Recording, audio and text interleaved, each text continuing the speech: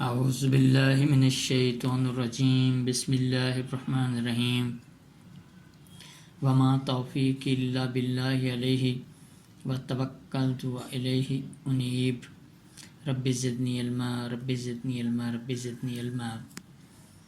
عزیز طلباء، میں محمد عابد، lecturer Chenab college ہنگ، آپ سے مخاطب ہوں۔ عزیز طلباء، ہم آپ کا تعارف آج سال اول کے نصاب سے کروائیں گے جو 100 نمبر پر مشتمل ہے، اور اس نصاب کے اندر کیا کیا چیزیں شامل ہیں، اس نصاب کی تقسیم کس لحاظ سے کی گئی ہے، وہ ہم آپ کے سامنے آج بیان کریں گے۔ پہلے حصہ معروضی ہے، یہ پہلا سوال ہے۔ سال اول کے نصاب میں 20 نمبر پر مشتمل ہے، جس کے لیے 20 منٹ ہی درکار ہوتے ہیں۔ سوال نمبر 1 میں پہلے نثری اسباق کے سوالات کے جوابات جو کثیر الانتخابی MCQs کہلاتے ہیں، یہ حصہ 5 نمبر پر مشتمل ہے۔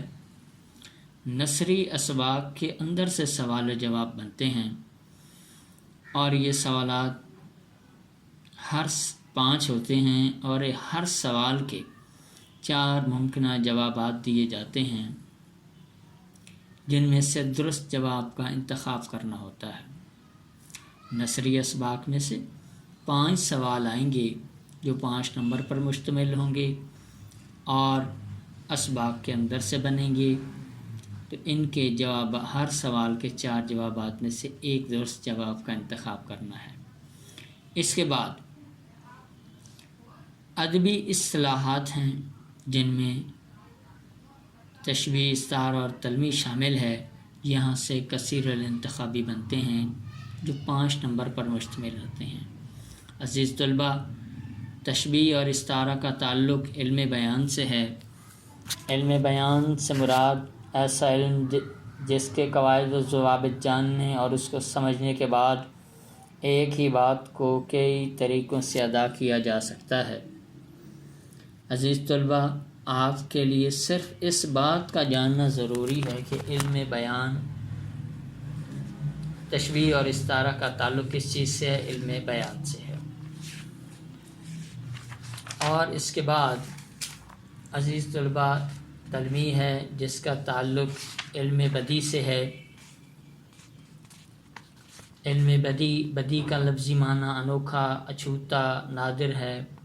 علم بدیع سے مراد وہ علم جس کے تحت کلام کو لفظی اور معنوی خوبیوں سے مزین کیا جاتا ہے۔ عزیز طلباء، ساتھ آپ کو یہ بتاتے چلیں کہ آپ کو صرف یہ جاننا ضروری ہے کہ تلمیح کا تعلق کس علم سے ہے، اس کی تعریف آپ کے لیے جاننا ضروری نہیں ہے۔ تشبیہ، استعارہ، تلمیح، ان تینوں میں سے 5 نمبر کے کثیر الانتخابی آئیں گے۔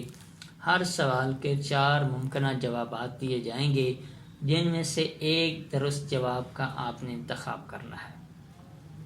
اس کے بعد شعری اصطلاحات ہیں، یہ سبھی 5 نمبر پر مشتمل ہے، جس میں مطلع، مقطع، قافیہ، ردیف 4 تعریفیں پائی جاتی ہیں، جن کا تعلق شاعری سے ہے۔ غزل، پابند نظم یا قصیدے میں سے مطلع، مقطع، قافیہ، ردیف، جن کی آپ کو تعریفیں آنی چاہیے، لفظی مطلب آنا چاہیے، اور اشعار کے ذریعے مطلع، مقطع، قافیہ، ردیف کو الگ کیا جاتا ہے، ان کی شرائط بتائی جاتی ہیں۔ تو جب آپ کو ہم مطلع، مقطع، قافیہ، ردیف تفصیل سے سمجھائیں گے تو آپ کو اس بات کی آگاہی ہو جائے گی۔ تو ان 4 تعریفوں میں سے بھی 5 نمبر کے کثیر الانتخابی بنیں گے، اور یہ 5 نمبر کے کثیر الانتخابی میں سے ہر سوال کے 4 ممکنہ جوابات دیے جائیں گے، جن میں سے ایک جواب درست ہوگا جس کا آپ نے انتخاب کرنا ہے۔ اس کے بعد 5 نمبر پر حصہ تذکیر و تانیث پر مشتمل ہے، یعنی مذکر مؤنث کے لحاظ سے فقرے کو درست کرنا۔ 5 فقرے دیے جائیں گے، اور ان میں سے ہر سوال کے 4 ممکنہ جوابات ہوں گے۔ 4 میں سے ایک جواب جو ہے وہ درست ہوگا جس کا آپ نے انتخاب کرنا ہے۔ عزیز طلباء، تذکیر و تانیث کے اپنے قواعد و ضوابط ہیں جن کو سمجھنا بہت ضروری ہے، اور چند باتوں کا خاص خیال رکھا جاتا ہے تذکیر و تانیث میں کہ ان کے اصول و ضوابط کو سمجھنے سے آپ کو پتہ چلتا ہے دنوں کے نام، سالوں کے نام، مہینوں کے نام، زبانوں کے نام، جاندار اشیاء کے نام، بے جان اشیاء کے نام، چیزوں کے نام، پھلوں کے نام، کھیلوں کے نام، پہاڑوں کی چوٹیوں کے نام، دریاؤں کے نام، سمندروں کے نام، ان میں سے کیا چیزیں مذکر ہیں، کیا چیزیں مؤنث ہیں۔ یہ جاننے کے بعد ہی آپ آسانی کے ساتھ تذکیر و تانیث کا حصہ جو ہے اس کے صحیح کثیر الانتخابی کا انتخاب کر سکیں گے۔ یہ حصہ بھی 5 نمبر پر مشتمل ہے۔ عزیز طلباء، یہ 4 جزو آپ کے سامنے ہیں حصہ معروضی کے سال اول کے، جس کو اچھی طرح سمجھنے کے بعد آپ کا یہ سوال آپ کے لیے آسان ہو سکتا ہے۔ عزیز طلباء، اب ہم آپ کا تعارف حصہ انشائیہ سے کروائیں گے۔ حصہ انشائیہ جو کہ 80 نمبر پر مشتمل ہوتا ہے اور اس کے لیے وقت 2 گھنٹے 40 منٹ درکار ہے۔ سوال نمبر 2 سے حصہ انشائیہ کا آغاز ہوتا ہے۔ سوال نمبر 2 کے 2 جزو ہوتے ہیں۔ جزء اول میں نظم کے 2 اشعار کی تشریح ہے۔ کسی بھی نظم کے 2 اشعار دیے جائیں گے اور ساتھ ساتھ والے نظم کے اشعار دیے جائیں گے، ایک ہی نظم سے دیے جائیں گے، اور ان اشعار کے اکٹھی تشریح بھی کر سکتے ہیں اور الگ الگ تشریح بھی کر سکتے ہیں۔ یہ جزء اول 10 نمبر پر مشتمل ہے۔ 1 نمبر شاعر کے نام لکھنے کا، دوسرا نمبر نظم کے عنوان لکھنے کا، 8 نمبر کی تشریح ہے، اور ہر شعر کی ضخامت کے لحاظ سے دیکھا جائے تو 1.5 سے 2 صفحات پر ہر شعر کی تشریح ہوگی، اور اس کے اندر امدادی حوالہ جات مناسب 2 سے 3 ضرور لکھنے چاہیے۔ تو یہ جزء اول نظم کے اشعار کی تشریح جو 10 نمبر پر مشتمل تھی، ایک ہی نظم سے اشعار آئیں گے۔ اس کے بعد جزء بے ہے، غزل کے 3 اشعار آئیں گے۔ 3 اشعار کی تشریح کرنی ہے، کسی بھی ایک غزل سے آئیں گے، ساتھ ساتھ والے اشعار آئیں گے، ہر شعر کے 3 نمبر ہیں، اور 1 نمبر شاعر کے نام کا ہے، 3 نمبر کا ہر شعر ہے، 3 اشعار ہوں گے۔ عزیز طلباء، غزل کے ہر شعر کی دنیا الگ ہوتی ہے، غزل کے اشعار کی اکٹھی تشریح نہیں کی جا سکتی۔ غزل کے ہر شعر کی دنیا الگ ہے، غزل کے ہر شعر کی الگ تشریح کی جاتی ہے۔ غزل کے ہر شعر کے اندر تشریح کرتے ہوئے 2 سے 3 حوالہ جات ضرور لکھنے چاہیے، اور حوالہ جات کا درست ہونا بہت ضروری ہے۔ تو یہ جزء بھی 10 نمبر پر مشتمل ہے۔ اس طرح جزء بے اور جزء الف یہ 20 نمبر کا ایک سوال نمبر 2 ہے۔ اس کے بعد ہے سوال نمبر 3۔ سوال نمبر 3 میں نثری اسواق کے 2 اقتباسات دیے جاتے ہیں، 2 میں سے ایک کا طلباء نے انتخاب کرنا ہوتا ہے۔ اس ایک اقتباس کی حوالہ متن اور سیاق و سباق کی مدد سے تشریح کی جاتی ہے۔ حوالہ متن میں سبق کا نام، سبق کا عنوان، مصنف کا نام، یہ 2 نمبر پر مشتمل ہے۔ سیاق و سباق 3 نمبر پر مشتمل ہے۔ تشریح جو سوالیہ پرچے میں پیراگراف دیا جائے گا اس کی تشریح 10 نمبر پر مشتمل ہے۔ یوں اس طرح یہ سوال 15 نمبر پر مشتمل ہے۔ 2 میں سے ایک نثری سبق کے اقتباس کا انتخاب کیا جائے گا، اور اس کی تشریح کرتے ہوئے جب تشریح کریں گے طلباء، اس کے اندر تشریح کے دوران مناسب حوالہ جات 2 سے 3 کا ضرور اندراج کریں گے۔ تو یہ سیاق و سباق حوالہ متن کے مدد سے تشریح کا سوال یہ نثری اسباق میں سے ہے۔ یہ 15 نمبر کا ایک طویل سوال ہے۔